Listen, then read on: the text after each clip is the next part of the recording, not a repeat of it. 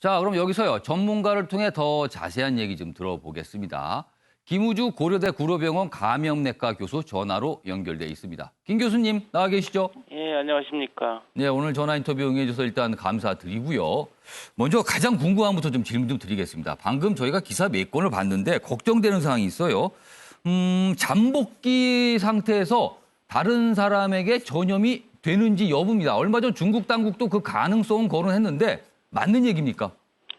예, 일반적으로 감염병은 잠복기, 이제 증상이 없는 시기에는 전염력은 없다고 이제 원칙적으로 이제 알려져 있는데, 예. 예외적으로 뭐 홍역이나 인플루엔자 같은 경우 가능합니다. 그래서 예. 지금 같은 신종 코로나 바이러스인 사스나 메르스 때는 잠복기에 전염성이 없었습니다. 근데 지금 우한에서 시작된 신종 코로나 바이러스는 중국 보건당국 최고 책임자가 잠복기에 감염이 가능하고 전파력이 좀 세지는 것 같다 이런 얘기가 나왔고 또 어제 뉴스에 의하면 그 중국 허난성에서 잠복기에 있는 한 분이 일가족 5명을 전염시켰다는 뉴스도 나와서 좀 확인이 필요합니다.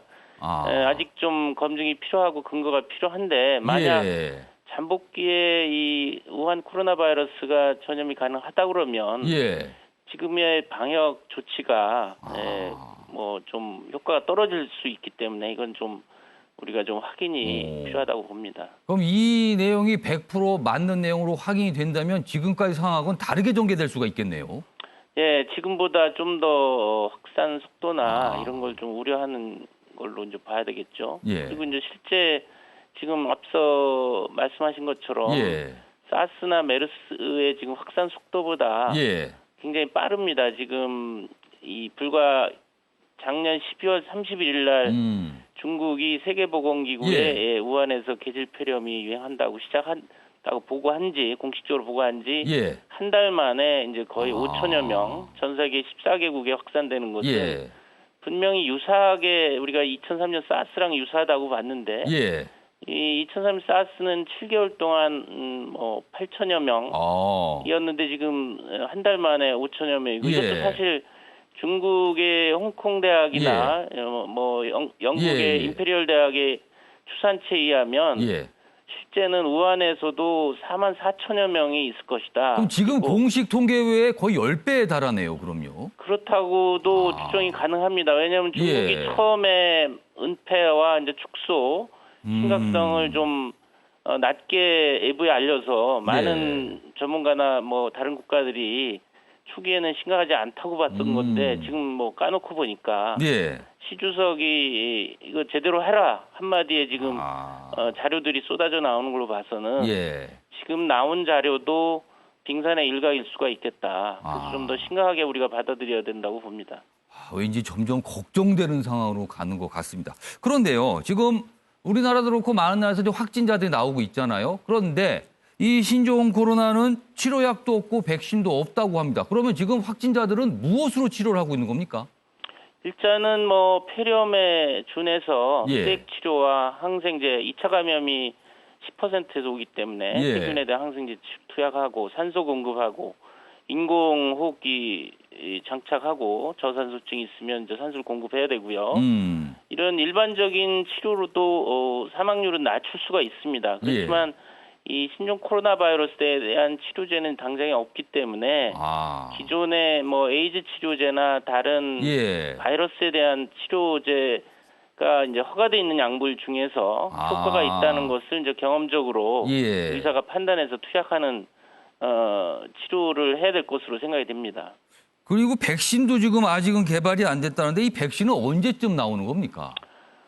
항상 이런 일이 생기면 치료제 없고 백신 언제 개발해야 되냐 이런 얘기를 가장 궁금하잖아요, 많이 사실은요. 맞습니다. 뭐 백신만 효과적인 백신이 있으면 이렇게 두려워할 필요는 없는데 단적으로 같은 신종 코로나 바이러스인 2003년 사스도 17년이 지난 현재까지 치료제나 백신이 없습니다. 아직도 없습니까? 이제 그런 측면에서 이 백신 개발, 치료제 개발의 어려움, 또 투자가 뭐 미흡할 수도 있고 그런 거를 항상 뭐 이 신종 감염병이 생기면 언제 왜 안 했느냐 이런 그 타령을 하는 게 참 안타깝습니다. 좀 이번에 좀 제대로 연구 개발이 돼야 될 것 같습니다. 자, 지금 감염 경로를 보면요. 뭐 침과 같은 비말이 기침이나 재채기를 할 때 외부로 나와서 그리고 뭐 점막을 통해서 이제 감염이 된다. 이런 얘기가 나오잖아요. 혹시요, 지금 많은 분들이 뭐 괴담처럼 나온 얘기도 있는데 피부 접촉을 통해서 감염될 수 있다. 이거는 아닌가요? 지금 이제 감염 경로는 이제 세 가지입니다. 예. 일단은 환자가 기침 재채기 하면 예. 그 작은 물방울 소위 비말이라고 하는 예. 안에 이제 바이러스가 있어서 뭐 옆에 1, 2m 이내 사람이 있으면 얼굴에 재채기를 하면 얼굴에 묻지 않습니까? 예. 근데 얼굴에 있는 피부는 바이러스가 침투를 못 합니다. 근데 이제 눈이나 코나 입 안에 점막은 약하기 때문에 비말핵이 비말이 여기 붙어서 침투가 가는 이게 이제 호흡기 비말이고 예. 또 하나는 콧물 재채기 하면서 손으로 부지부식간에 코를 후비면서 만지지 않습니까? 예. 그럼 손에 콧물이 묻고 바이러스가 묻으면 그 손으로 악수를 하면 상대방이 그 손으로 또 자기가 코나 눈을 부빌 수가 있고 감염되는 거고. 또 그 손이 점막에 닿거나 하면 또 감염이 되는 거군요. 그게 이제 신체 접촉에 의한 전파고요. 예. 세 번째는 기침 재채기를 하면 주변에 뭐 탁자나 컴퓨터나 뭐 손잡이에 예. 그 비말이 묻어서 거기 바이러스 묻어 있는데 예. 뭐 30분이든 1시간 시차를 두고 다른 사람이 지나가면서 또 만져서 그 손으로 접촉 감염이 되는데 이건 간접적인 접촉 전파라고 합니다. 이것이 예. 세 가지의 주 감염 전파기 때문에 예. 그래서 손 씻기 열심히 하고 기침 에티켓 지키고 마스크 착용해라 그런 얘기를 하는 거죠. 그러니까 어떻게든 눈, 코, 입, 이 점막이 있는 곳으로 그 균이 닿거나 손이 가거나 하지 않도록 하면 되는 거네요, 그러면요. 그렇죠. 눈, 코, 입의 점막을 보호해라. 마스크를 쓰든 손을 씻든 그것이 중요하다고 봅니다. 자, 또 한 가지 많은 분들이 궁금하시는 건요. 지금 뭐 의심 증상이 나오면 질병관리본부 콜센터 1399번이나 뭐 보건소로 연락을 하라 그러는데 구체적으로 어떤 증상이 나올 때 의심을 해야 됩니까? 지금 현재는 뭐 국내 지역사의 전파는 확인된 바가 없기 때문에 14일 이내에 뭐 우한이라든지 중국 사실 우한만 걱정할 상황은 아니고 뭐 베이징, 뭐 상하이, 저장성 이런 다 100여 명 환자가 생겼기 때문에 일단 중국에서 오시는 분이 입국하신 분이 14일 이내에 발열과 기침, 인후통, 호흡곤란, 뭐 근육통, 몸살 감기 증상이 있으면 일단 의심해야 되고 이럴 때 무턱대고 돌아다니시거나 또 병원을 그냥 가시기보다는 집에서 자가격리를 해서 독방에서 마스크 착용하고 이제 보건소에 신고를 해야 되는데 지금 저도 계속 1339에 신고하시라고 했는데 어제 뭐 먹통이라고 그래서 좀 정부 당국에서 빨리 1339를 대폭 인원 보충을 해서 전화를 국민이 걸었을 때 안내를 좀 안전하게 해주시는 것이 중요하다고 봅니다. 그러니까 1339로 전화를 하는데 전화를 할 수가 없다고 합니다. 너무 많은 전화가 몰리니까 다 대응을 못하고 있다 그래요. 이거 빨리 어떻게 좀 해야겠습니다. 자, 마지막 질문 하나 드릴게요.